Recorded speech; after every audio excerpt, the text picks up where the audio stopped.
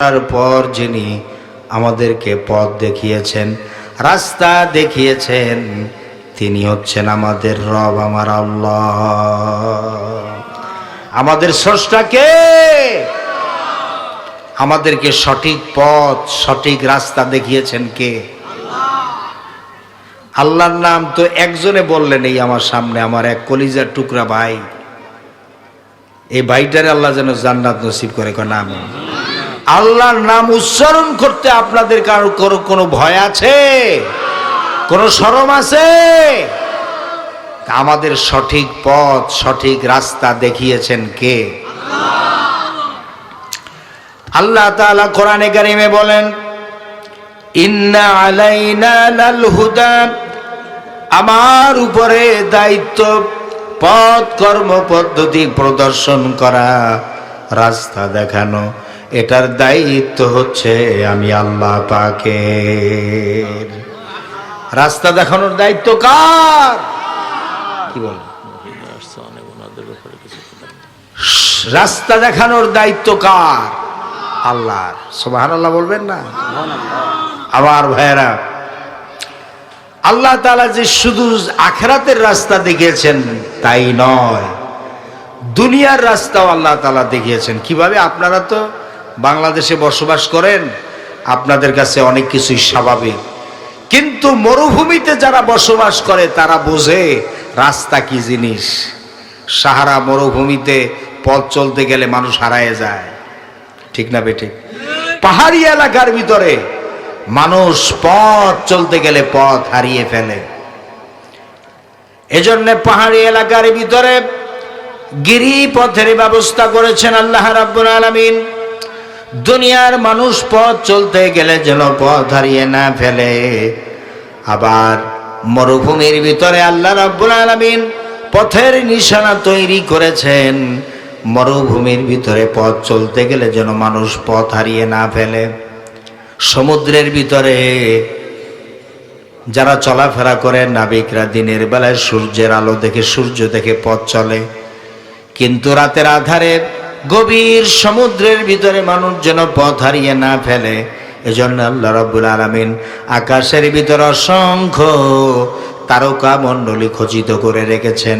সমুদ্রের নাবিকরা, জাহাজের নাবিকেরা ওই তারকা দেখে দেখে পথ নির্ণয় করে নেন। যে আল্লাহ রাব্বুল আলামিন পাহাড়ি এলাকার ভিতরে গিরিপথের ব্যবস্থা করলেন, মরুভূমির ভিতরে যিনি পথের নিশানা তৈরি করে দিলেন, আবার সমুদ্রের ভিতরে মানুষ যেন পথ হারিয়ে না ফেলে, এজন্য যে আল্লাহ রাব্বুল আলামিন আকাশের ভিতরে অসংখ্য তারকা মণ্ডলী খচিত করে রাখলেন, সে আল্লাহ রাব্বুল আলামিন আমরা দুনিয়ার বুকে মানুষরা অন্ধকারে মরব, রাস্তা হবে না, এমনটি তো হতেই পারে না। মহান রব্বুল আলামিন আমাদের জন্য রাস্তা তৈরি করে দিয়েছেন, সিরাতাল মুস্তাকিম।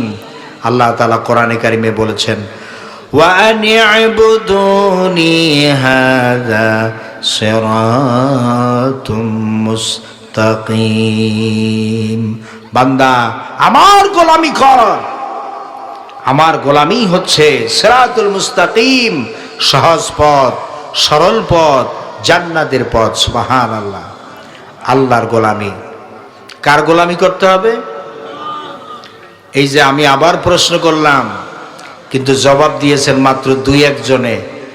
আপনারা কি আল্লাহর নাম উচ্চারণ করতে আপনাদের কি কোনো ভয়ভীত আছে নাকি? এমন কি এখানে কোনো পুলিশ দাঁড়ানো আছে যে আল্লাহর নাম উচ্চারণ করলেই অ্যারেস্ট হয়ে যাবেন?